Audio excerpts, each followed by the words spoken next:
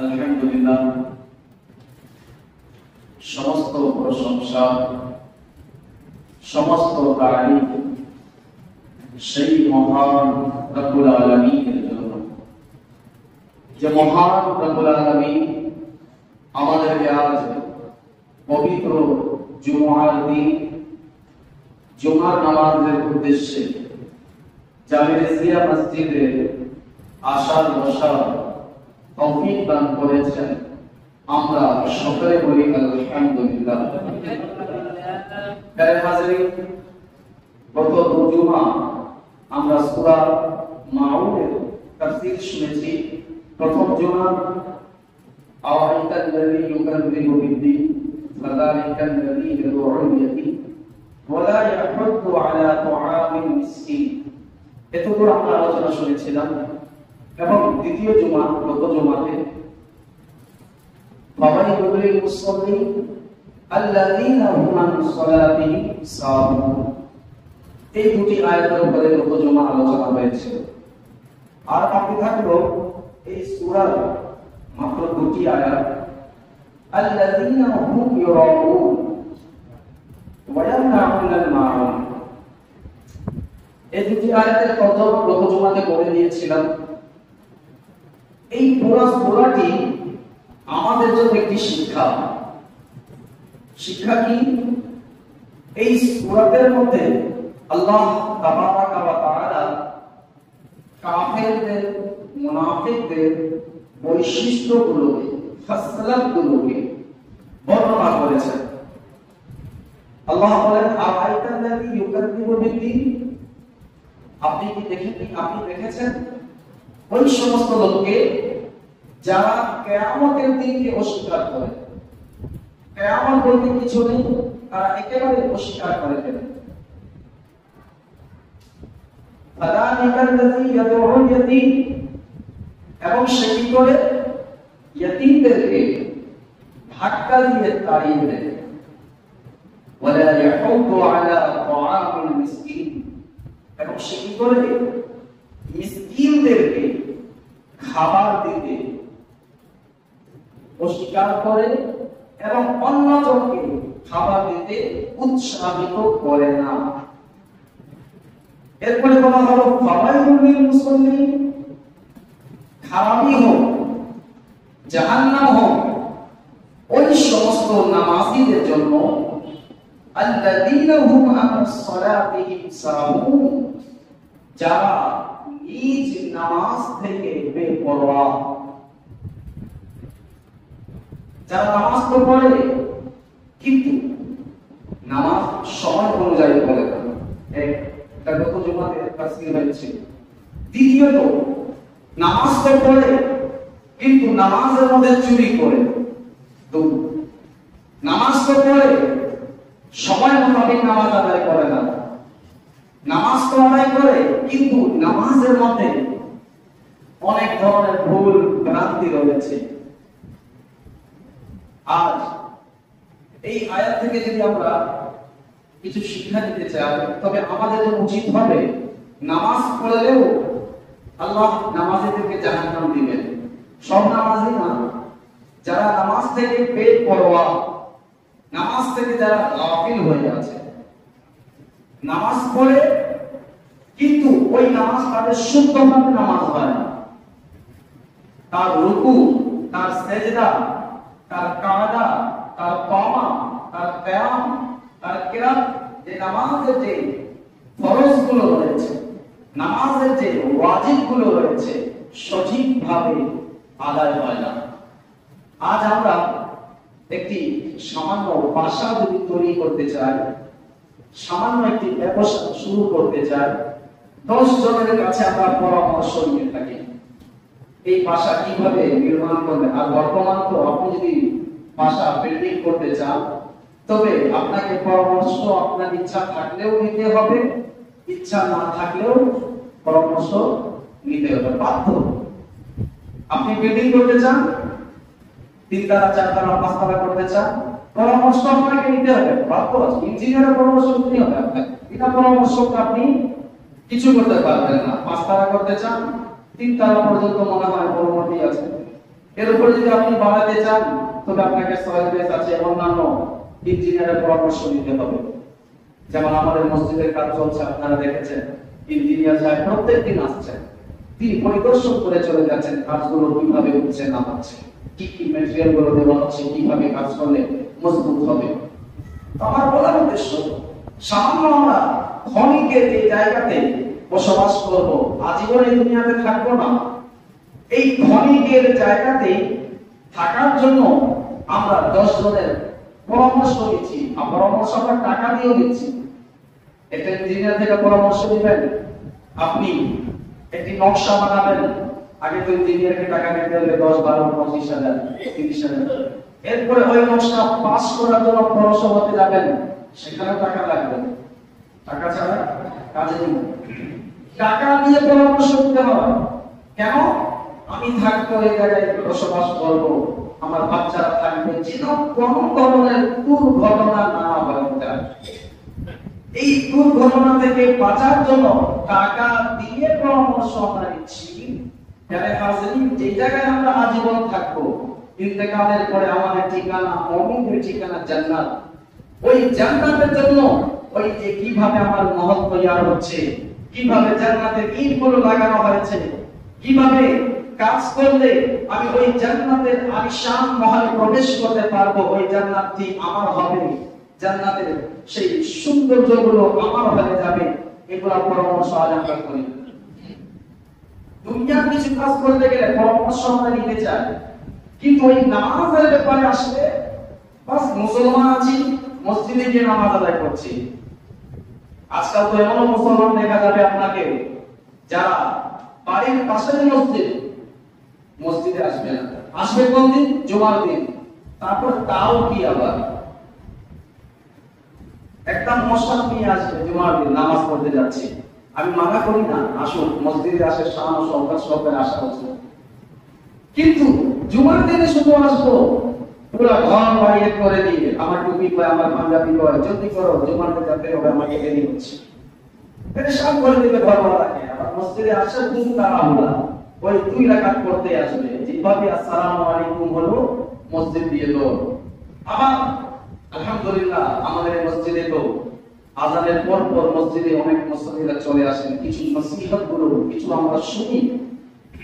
কিছু লোকদের অভ্যাস এমন যে তারা জুমার দিনে আসবে, এমন সময় আসবে যখন ইকামত হবে, খুতবার জন্য দাঁড়ানো হবে, আগে গিয়ে কি করব? ওই ওয়াজ ও নসিহত। যারা হাজির, আজ আমরা ইসলামের খাতিরে, আজ আমরা মাসাইল গুলো শুনতে আমরা রাজি না। ওইদিকে দুনিয়ার কোন কাজ করতে গেলে টাকা দিয়ে পরামর্শ নিতে হয়, আর আপনি যে নামাজগুলো আদায় করছেন, এই পরামর্শের জন্য আপনাকে টাকা দিতে হবে না। আপনার মসজিদের ইমাম আছে, আপনার এলাকার আলিম আছে, তার কাছে যাবেন, আপনি যদি তাকে বলুন কি হুজুর আমি নামাজ পড়ছি, আমি এই এই নিয়মে নামাজ আদায় করছি, আপনি দেখুন তো আমার নামাজ কি ঠিক হচ্ছে। হুজুর বলবে না ঠিক আছে আমি দেখবো, টাকা রাখবো। কোনদিন এরকম হয়েছে? হয়েছে কোনদিন এরকম? আপনি কোন হুজুরের কাছে গিয়েছেন, ইমাম সাহেবের কাছে গিয়েছেন, বলছেন মাসআলা একটা, এই অমুক মাসআলা আমার লাগবে, ওই ইমাম সাহেব বলেছেন ঠিক আছে আগে টাকা দাও তারপরে মাসআলা বলবো। হয়েছে? ফ্রিতে।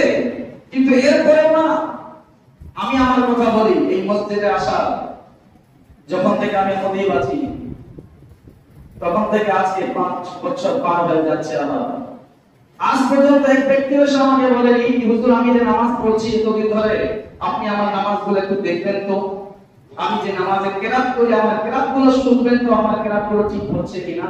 हाँ घर में परेशानी है, बच्चा रो रहा है, ताबीज दे दीजिए, पानी फूक दीजिए, माथा ব্যথা করছে একটু মাথা ঢোকাই দিন, এগুলো কাই অনেক আছে। আর পীর সাহেবরা আসে, তাদের কাছে আমরা নামাজের মাসলা নিয়ে যাই না, আমার দোকান চলছে না, আমার কারোবার চলছে না, হুজুর একটু দোয়া করে দিবেন, একটু দোয়া করে দিবেন, শরীর খারাপ আছে দোয়া করে দিবেন, দোকানদারি ভালো হচ্ছে না, এইগুলোর জন্য ঠিক আছে, দুনিয়ায় আমরা বাঁচি।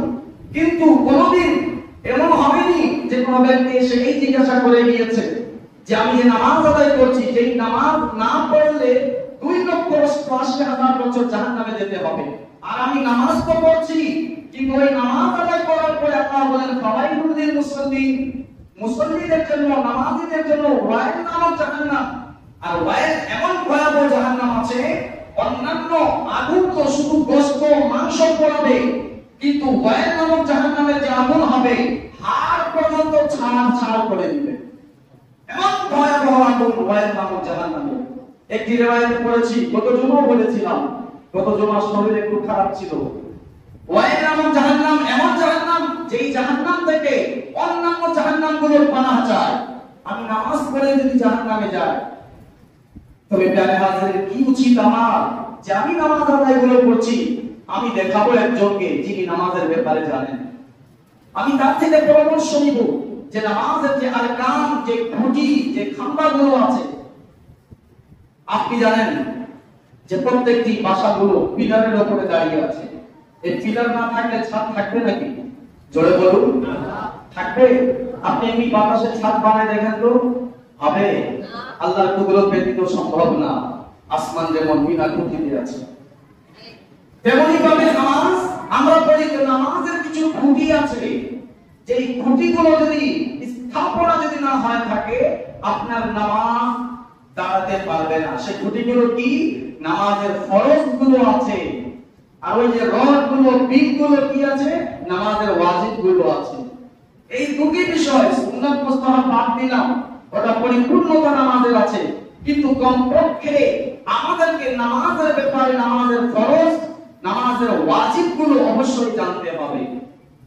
আজ দেশের ভিতরে কি হচ্ছে প্রত্যেক ব্যক্তি বলতে পারবে কি কালকে কোন জায়গায় দুর্ঘটনা হয়েছে, হুজুর অমুক জায়গায় হয়েছে, আর 15 কালকে কে পেয়েছে, অমুক মাদ্রাসার ছেলেটা পেয়েছে, 5 ভরি স্বর্ণ কে পেয়েছে, সব আমরা জানি। এদিকে আমাদের মস্তিষ্ক বেশি। এখন ওই ব্যক্তিকে জিজ্ঞাসা করুন, আপনি তো নামাজ পড়েন, বলুন না নামাজের ফরজ কয়টি? নামাজের প্রবেশ করার আগে কয়টি ফরজ, নামাজের ভিতরে কয়টি ফরজ, একটু বলুন। ইল্লা মাশাআল্লাহ হবে 100 এর মধ্যে 90% লোক হবে এমন যারা বলে আমি জানি না। বাস কি তো নামাজ কিভাবে পড়ছি আমি, তখন আওয়াজ এটাই দিবে, আমার কাজ হচ্ছে করে দেওয়া, আল্লাহ কবুল করবে, আল্লাহ রহমান। কিন্তু না, আল্লাহ তো সুযোগ দিয়েছেন, আল্লাহ আপনাকে সুযোগ করে দিয়েছেন, তুমি শিক্ষা অর্জন করো। আর আমরা এই নামাজ থেকে অনেক গাফলাত আছি। তাই আল্লাহ রাব্বুল আলামিন এই আয়াতে পাকের মধ্যে বলেন, ফাওয়াইলুল লিল মুসাল্লিন, নামাজি ওই সমস্ত নামাজিরা জাহান্নামে যাবে যারা নামাজ থেকে, নিজ নামাজ থেকে গাফিল হয়ে আছে। আপনি 5 ওয়াক্ত নামাজ তো পড়েছেন, কিন্তু কোনদিন চিন্তা করেছেন আমি যে নামাজ এখন জুমার নামাজ আদায় করব, আমার নামাজ আদায় হচ্ছে কিনা?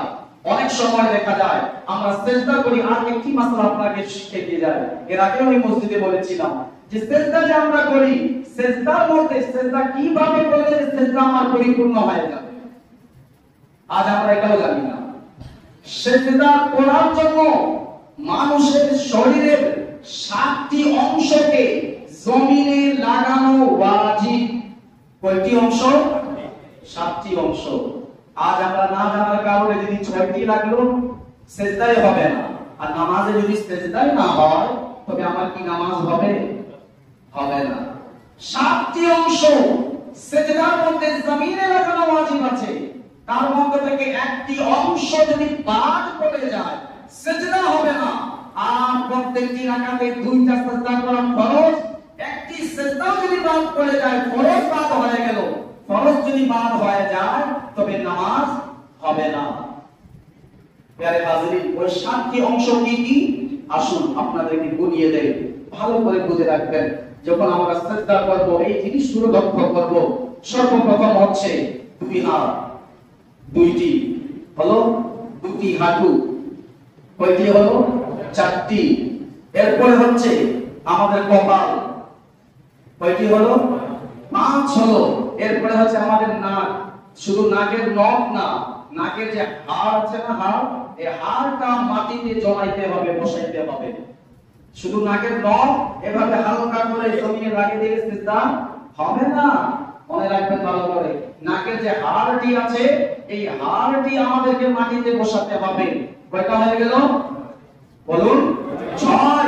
7 নাম্বার হচ্ছে ডান পায়ের বৃদ্ধাঙ্গুল। ডান পায়ের বৃদ্ধাঙ্গুলের পেট জমিনে লাগানো সেজদার সময় হচ্ছে ফরজ, আর উভয় পায়ের বৃদ্ধাঙ্গুল জমিনে লাগানো হচ্ছে কি ওয়াজিব আছে। আর একটি মাসআলা হচ্ছে যে পায়ের তিনটি আঙ্গুল, উভয় পায়ের কয়টি আঙ্গুল? তিনটি আঙ্গুল গুলো তার পেট গুলো জমিনে লাগায় সেজদা করা হচ্ছে ওয়াজিব, আর পাঁচটি লাগানো হচ্ছে সুন্নাত। আর ডান পায়ের বৃদ্ধাঙ্গুলের একটি পেট লাগানো হচ্ছে ফরজ। কেউ যদি এই ডান পায়ের বৃদ্ধাঙ্গুলের পেট লাগাইলই না আর বাম পায়ে যদি না লাগায় তবে তার সিজদা হবে না। এখন আমরা খেয়াল করি, কেউ যদি নাক তো লাগালো, পেশানি লাগালো, হাঁটু তো লাগাইতেই হবে, হাত তো লাগাতেই হবে, কিন্তু আমরা যখন পায়ের দিকে খেয়াল করি তখন দেখা যায় কারো পা চুলবা চলতেছে, দোলনার মধ্যে ভাবে ভাবে আছে, কেউ আবার ক্রস করে রাখে, কেউ আবার এইভাবে বিছায় রাখে, কেউ আলাদা আলাদা নতুন নতুন স্টাইল করে রাখে, ওনার পরেও মনে থাকে না। তো আজ থেকে মনে রাখবেন, কমপক্ষে ডান পা এবং বাম পায়ের বৃদ্ধাঙ্গুলের পেট আঙ্গুল শুধু নখ এভাবে জমিনে লাগাই দিলে হবে না, তার পেটটাকে এইভাবে লাগাতে হবে। তো ডান এবং বাম পায়ের তিনটি কমপক্ষে তিনটি আঙ্গুলের পেট এইভাবে লাগিয়ে সিজদাতে আমাদেরকে সাজদা দিতে হবে। কথাটা মনে থাকবে? এই হচ্ছে এইভাবে যখন আমরা সিজদা করব, আর পাঁচটি আঙ্গুল লাগানো কি সুন্নাত আছে। কেউ যদি পাঁচটি আঙ্গুল তার পেট যদি জমিনে লাগায় সিজদা আদায় করে সুন্নাত হয়ে যাবে, কিন্তু কমপক্ষে এই তিনটি আঙ্গুল, এই পায়ের তিনটি আঙ্গুলের পেট জমিনে তাকে লাগাতেই হবে। যদি পা উপরে থাকে সিজদা হবে না। নামাজ তো পড়েছি, কিয়ামতের ময়দানে যারা বলবো আপনারা নামাজ পড়েছো? আল্লাহ আমি সব নামাজ পড়ি, ফজরে ওয়াসতাম, আমি জোহরে ওয়াসতাম, আসরে ওয়াসতাম, মাগরিবে ওয়াসতাম, ইশাতে ওয়াসতাম, জুমাতে অনেক আগে চলে আসতাম। তো আমার তো খাতায় নামাজে নেই। কিভাবে নেই? না জানার কারণে। সিজদাই আমার হয়নি। যখন সিজদাই আমার হয়নি তবে আমার নামাজ কিভাবে হবে? তাই প্যারে হাজরিন, আল্লাহ রাব্বুল আলামিন আমাদেরকে আগেই তানবিহ করে দিলেন, আগে সাবধান করে দিলেন যে তোমরা যদি না জেনে থাকো তো এই নামাজের ব্যাপারে পরামর্শ করো। তোমাদের এলাকাতে আলিম আছেন, তোমাদের ওলামাগণ আছেন, ইমাম আছেন, তোমাদের যে জানেওয়ালা আছেন তাদের থেকে পরামর্শ করো, তারা তোমাদেরকে শিক্ষা দিবে। আর এই পরামর্শ করতে কোনো টাকা পয়সা লাগবে না, এমনিতে হয়ে যাবে। বাস আপনারা আসুন, চেষ্টা করুন, শিখে নিন না, কি অসুবিধা আছে? আল্লাহ বলেন ফাওয়াইলুল লিল মুসাল্লিন আল্লাযিনা হুম আন সালাতিহিম সাহুন। ওই সমস্ত নামাজীদের জন্য জাহান্নাম আছে যারা নিজ নামাজ থেকে গাফিল। আল্লাহ আমাদেরকে নিজ নামাজ থেকে গাফিল হওয়া থেকে হেফাজত করুন, সবাই বলে আমিন। প্যারে হাজরিন, এরপরে আল্লাহ রাব্বুল আলামিন বলেন আল্লাযিনা হুম ইউরাউন, এবং ওয়াইল জাহান্নাম ওই সমস্ত ব্যক্তিদের জন্য যারা লোক দেখানোর জন্য নেক আমল করে। যারা নেক আমল তো করে, কিন্তু কার জন্য? মানুষকে দেখানোর জন্য। আমি মসজিদে টাকা দিলাম, ইমাম সাহেব আমার জন্য দোয়া করলেন না, মাইকে আমার নাম বলা হলো না। আমি টাকা দিলাম, আমি সাহায্য করলাম, সে আমার নাম নিল না। আপনি আল্লাহকে রাজি করতে চাচ্ছেন নাকি বান্দাকে খুশি করতে চাচ্ছেন? রাসূলুল্লাহ সাল্লাল্লাহু আলাইহি ওয়াসাল্লাম ইরশাদ করেন, যে ব্যক্তি মানুষকে দেখানোর জন্য নেক আমলগুলো করবে, কিয়ামতের ময়দানে যখন সে তার প্রতিদান জাযা আল্লাহর কাছ থেকে চাবে, আল্লাহ বলবেন তুমি যাকে দেখানোর জন্য, যাকে খুশি করার জন্য আমলগুলো করেছো, যাও তার কাছ থেকে তুমি আজকে প্রতিদান নিয়ে নাও, আমার কাছে কোনো প্রতিদান তুমি পাবে না। এর আগেও আমি এই মসজিদে তিনজনের ঘটনা আমি বলেছিলাম, মিশকাত শরীফের হাদিস। একজন শহীদ, একজন সাফি দানবীর ব্যক্তি এবং একজন আলিম ব্যক্তি। কিয়ামতের ময়দানে তাদেরকে উঠানো হবে, তিনজনকেও রিজেক্ট করে দেওয়া হবে। শহীদকে বলা হবে তুমি তো শহীদ হয়েছিলে এর জন্য যেন লোকেরা তোমাকে বীর বলুক, দুনিয়াতে বীর বলে দেওয়া হয়েছে, আজ কোনো প্রতিদান নেই, জাহান্নাম চলে যাবে। দানবীর ব্যক্তিকে বলা হবে তুমি দান করেছিলে এর জন্য যেন লোকেরা তোমাকে দানবীর বলুক, দুনিয়াতে তোমাকে দানবীর বলে দেওয়া হয়েছে, আজ কিয়ামতের ময়দানে এর কোনো প্রতিদান তোমার নেই। আলিমকে দাঁড় করা হবে, আলিমকে বলা হবে তুমি জ্ঞান কিভাবে করেছো? আল্লাহ আমি নিজেও শিখেছি, অন্যকে শিক্ষা দিয়েছি। আল্লাহ রাব্বুল আলামিন বলেন মিথ্যে করেছো, তুমি এর জন্য শিক্ষা দিয়েছিলে যেন লোকেরা তোমাকে জ্ঞানী বলুক, লোকেরা তোমাকে আলিম বলুক, দুনিয়াতে তোমাকে আলিম বলে দেওয়া হয়েছে, আজ কিয়ামতের ময়দানে এর কোনো প্রতিদান পাওয়া যাবে না। তাদের জাহান্নাম ঠিকানা হবে। তাই প্যারে হাজিরিন, আমাদের উচিত আমরা যে আমলগুলো করব একমাত্র আল্লাহকে রাজি করার জন্য। আর আমরা যখন আল্লাহকে রাজি করার জন্য করব, তবে বান্দা আমার নাম নেক বানালে, মসজিদের মাইকে এলাম হক বানা হোক, কেউ দেখুক বা না দেখুক, যাকে রাজি করার জন্য আমি করেছি সে তো জানে, সে তো দেখছে। আপনি বাজারে গেলেন, যাই এক ব্যক্তি সিলভার কাপ মাছ বিক্রি করছে, অনেক মাছ হতে পারে, একটা মাছের নাম নিয়ে তার মধ্যে ওই মাছ বিক্রি করছে। আপনি সেই মাছ বিক্রেতার কাছে গিয়ে বলেন, ভাই কত কেজি? বলো 500 টাকা কেজি। আপনি দাম বলে 400 টাকা ফিক্স করে দিলেন। বলো ঠিক আছে, 2 কেজি মাছ আমাকে দিয়ে দাও। সে 2 কেজি মাছ আপনাকে দিল। আপনি তাকে বলেন, ধরো এই 800 টাকা তুমি নাও, আমি তোমার উপরে এহসান করে দিলাম। এখন ওই ব্যক্তি কি খুশি হবে না রাগ হবে? আপনি যদি তাকে 800 টাকার জায়গায় 1000 টাকা দিতেন, বলতেন নাও 200 টাকা বেশি আমি তোমাকে দিলাম, তুমি রাখো, আমি খুশি হয়ে দিলাম, আলাদা কথা। 800 টাকায় দিয়ে আপনি যদি তাকে বলবেন যে আমি তোমাকে খুশি হয়ে দিলাম, 800 টাকা যাও নিয়ে নাও, সে ব্যক্তি তো রাগ হবে। আপনি 800 টাকা মানমানে আমাকে দিয়েছেন, আপনার টাকার বিনিময়ে আমি কি দিয়েছি? চলে বলুন না, কি মাছ? हाँ, याद रखना चाहिए। आज तो हमारे जबान वाले तो जुमा के दिन मछली नहीं खाते, गोश्त खाते, चाहे आसमान पे काम चला जाए, लेकिन गोश्त मौला है। गोश्त अगर नहीं है तो जुमा नहीं है, लेकिन बेटा गोश्त का जुमा नहीं होता, होता है कि नहीं? खैर क्या है हाथ में সে কি বললো যে আপনি এমনি আমাকে টাকা দেননি, আপনার টাকার বিনিময়ে আমি মাছ দিয়েছি, হিসাব বরাবর। এখন আপনি যদি 10 জনকে গিয়ে বলবেন আমি অমুক ব্যক্তিকে 800 টাকা দিয়ে গিয়েছি, অমুক ব্যক্তিকে 800 টাকা দিয়েছি, এখন ওই ব্যক্তি যখন শুনবে সে রাগ করবে কিনা? জোরে বলুন না। এখন आप हमसे कुछ खरीदे, हम आपको खरीदा, आपसे आलू लिए हम 5 केजी, आपको दे दिए हम 50 रुपए, फिर आप जाके साहिल को बोलने लगे कि हम ऊपर 50 रुपए दिए। वो आपसे पूछेगा अगर कि मैं आपको इमाम से 50 रुपए दिए, मामला क्या है? मांगने में थोड़ी दी है, उसके बाद में हमने आलू दिया है, झूठा आदमी है, ऐसे थोड़ी पैसे दिए। तो কি বোঝা গেল? আপনাকে যদি টাকা কোনো কিছুর বিনিময়ে দেওয়া হয় তবে আপনি কাউকে বলতে পারবেন না। এখন আপনাদের কাছে কি আমার প্রশ্ন, আমরা যে মসজিদ মাদ্রাসাতে আল্লাহর রাস্তায় যে দান করি, এটা কি মান্নায় দিয়ে দেই নাকি এর বিনিময়ে আল্লাহ আমাদেরকে নেকি দান করে? জোরে বলুন না। আমি যদি 1 টাকা মসজিদে দিব, আল্লাহ নেকি দিবে কিনা? 100 টাকা যদি দেয় আল্লাহ দিবে কিনা নেকি? যদি আমি 1000 টাকা দিলাম মসজিদে, এর বিনিময়ে আল্লাহ আমাকে 1000 টাকা নেকি দান করে দিল, তো বদলা তো পূরণ হয়ে গেল। আমি টাকা দিলাম আল্লাহর পক্ষ থেকে, আল্লাহ নেকি দিয়ে দিলেন।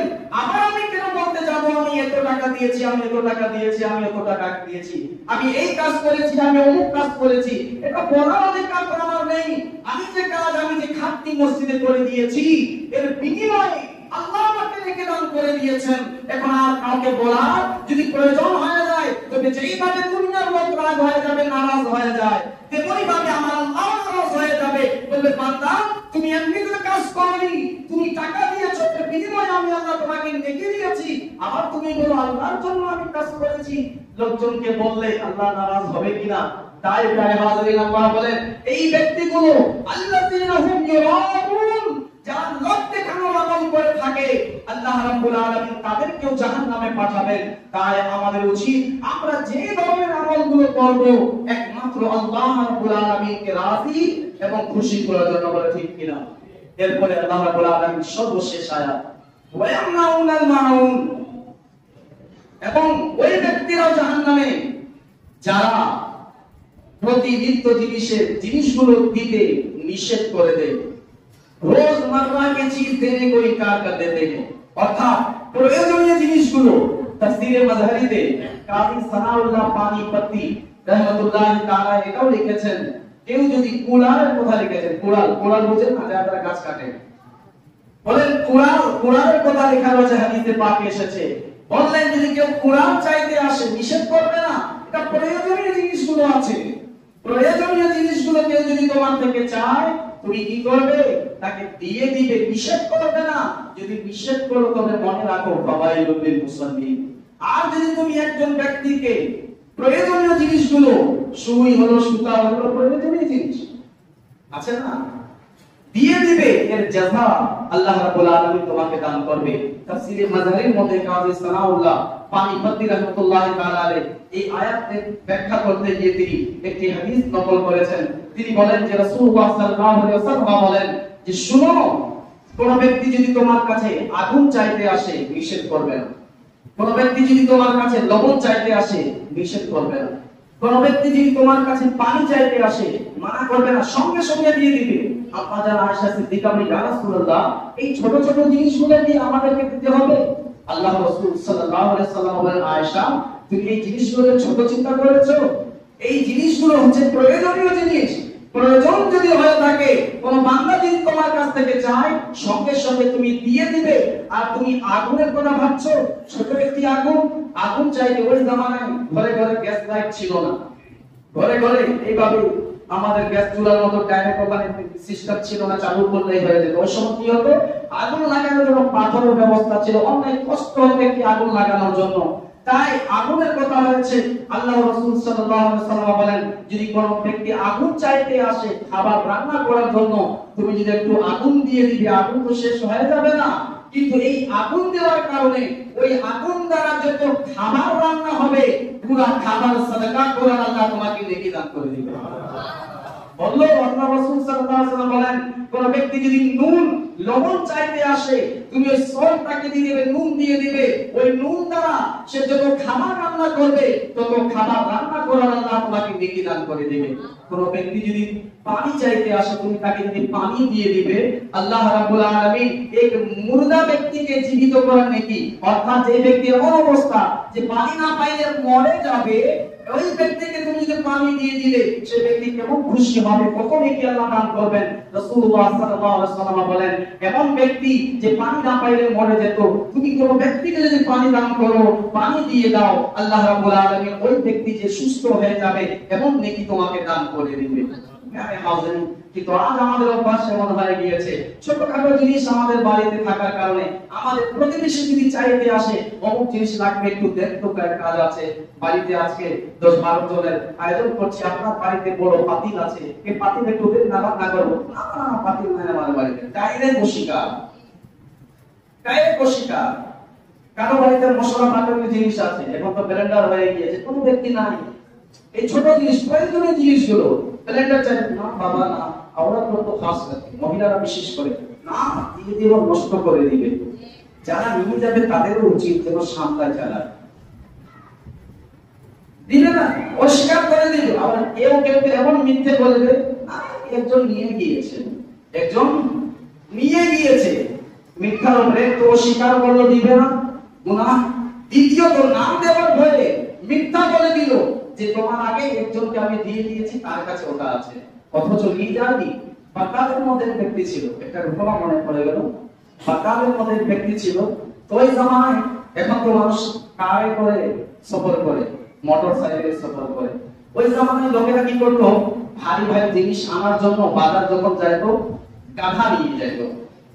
তো গাধাও প্রয়োজনীয় জিনিস, বলো ভাই আপনার গাধা আছে, আমাকে একটু গাধাটা দিবেন, এই গাধা দিয়ে আমি কিছু বাজার করে নিয়ে আসবো। এখন এই ব্যক্তি তো ছিল কৃপণ, দিবে না, এক তো দিবে না গুনাহ, দ্বিতীয় অস্বীকার করে, বলো ভাই দিয়ে দিতাম, কিন্তু কি করব, একজন আসেই ওই গাধাটি নিয়ে চলে গেছে, তার প্রয়োজন ছিল, সে নিয়ে গিয়েছে। এই কথা বলার পর আর কোনো জায়গা থাকে, অপশন থাকে। আর কোন ব্যক্তি তো না দেওয়ার যদি ইচ্ছা থাকে, তবে বলে শনিবারে আসলো, শনিবারে দিব, রবিবার আসলো, রবিবারে দিব। এখন এই ব্যক্তি কি বললো, ভাই গাধা তো ছিল আমার আছে, কিন্তু একজন নিয়ে গিয়েছে। গাধা তো গাধা, সে তো বুঝে না। তো গাধা যে জায়গায় বাঁধা ছিল, খামারের মধ্যে বা যেখানে ও মহিষগুলো বাঁধা থাকে, গাধা কি করছে, ওই জায়গা থেকে জোরে একটা আওয়াজ দিয়ে দিয়েছে, হ্যাঁ করে। আর গাধা মামা খুব উঁচু হয়, পুরো এলাকা শুনে, খুব জোরে চিল্লাই দিল গাধা। এখন এই ব্যক্তি বলতে লাগলো, ভাই আপনি তো বললেন যে গাধা নাই, অন্য কাউকে আপনি দিয়ে দিয়েছেন, গাধার আওয়াজ তো আপনার বাসার ভিতর থেকে আসতেছে। এখন এই ব্যক্তিকে বলতে হবে, বাপ তুমি কেমন ব্যক্তি আছো, একজন মুসলমানের কথা তুমি বিশ্বাস করছো না, গাধার কথা বিশ্বাস করে নিলা। কথাটা বুঝতে পেরেছি? কি বললো? আমি মুসলমান, তুমি আমার কথা বিশ্বাস করলো না আর গাধার কথা বিশ্বাস করে নিলা। তাই প্যারে হাজির সে জিনিস দিবে না, না দেওয়ার কারণে সে কি করলে দিবে না আলাদা বিষয়, আর একটি মিথ্যে কথা বলে দিল যে না আমার কাছে বা কাউকে আমি দিয়ে দিয়েছি। তো আল্লাহ রাব্বুল আলামিন বলেন, যদি প্রয়োজনীয় জিনিসগুলো কেউ যেটা দৈনন্দিন জীবনে প্রয়োজন পড়ে এমন জিনিসগুলো কেউ যদি তোমাদের কাছে চাইতে আসে, তুমি নিষেধ করবে না, সঙ্গে সঙ্গে কি করবে? তাদেরকে দিয়ে দিবে। আর এর প্রতিদান অবশ্যই আল্লাহ রাব্বুল আলামিন দান করবেন। আল্লাহ রাব্বুল আলামিনের কাছে ফরিয়াদ যে মাওলা তাবারক ওয়া তাআলা আমাদেরকে এই পরিপূর্ণ সূরা তাফসীর আজকে কমপ্লিট হলো 3 জুমাতে। আল্লাহ আমাদেরকে এই সূরাতের উপরে আমল করা এবং যে জিনিসগুলো নিষেধ করা হয়েছে তার থেকে দূরে থাকা তৌফিক দান করুন।